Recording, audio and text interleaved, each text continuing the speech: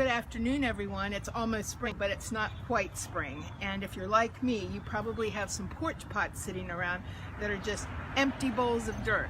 So you may have had an opportunity to move them into the backyard or to somewhere else. But if you don't feel like doing that, you can make them look good for a while with some greens from your yard. And I'm going to just show you, this is not anything special or artistic, but this is just what I do at my house.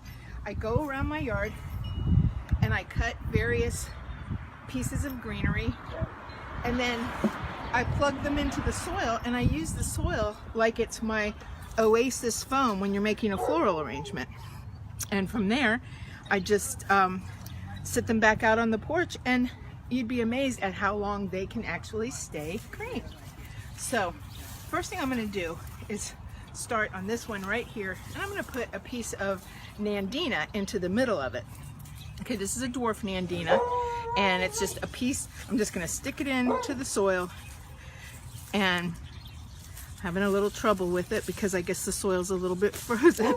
So that's going to be just my centerpiece, and I'm actually going to do the same thing on this one. They're not going to be sitting right next to each other, so nobody will know the difference, but that'll give you something. It'll stay green for quite a while when you put that in there. And then I've also taken some Nandina berries, and I'm going to put those around the edges because I think they look really great and they keep their color for a long time, and I think it's something that adds a nice splash of color during the cold, sort of dark winter time. So we'll just stick some of those in, and I'm just kind of doing the front half of these so you can get an idea of how it might look. So now I've got some blue atlas cedar here. These are just kind of some big weird sticks.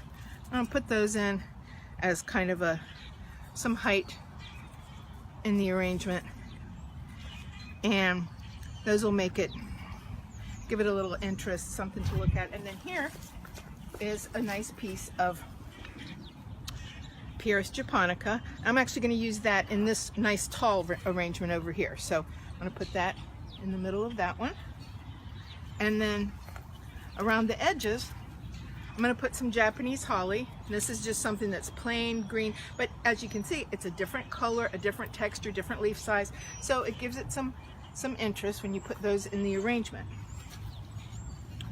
So put a couple of sprigs of Japanese holly.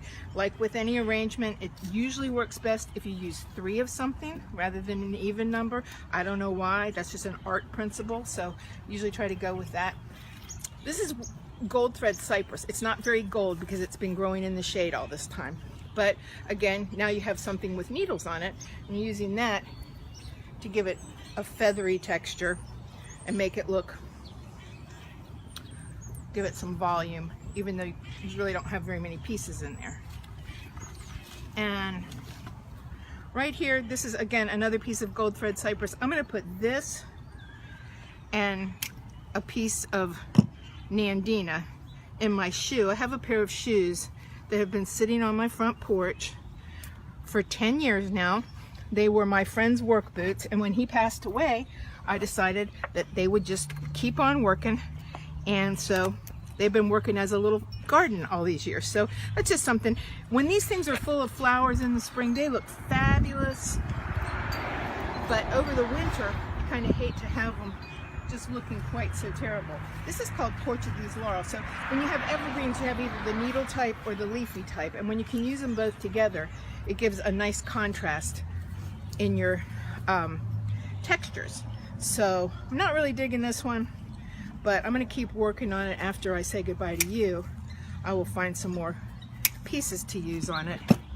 But the main thing is that it doesn't look like a pot of dirt when you're done. It looks like a pot of something.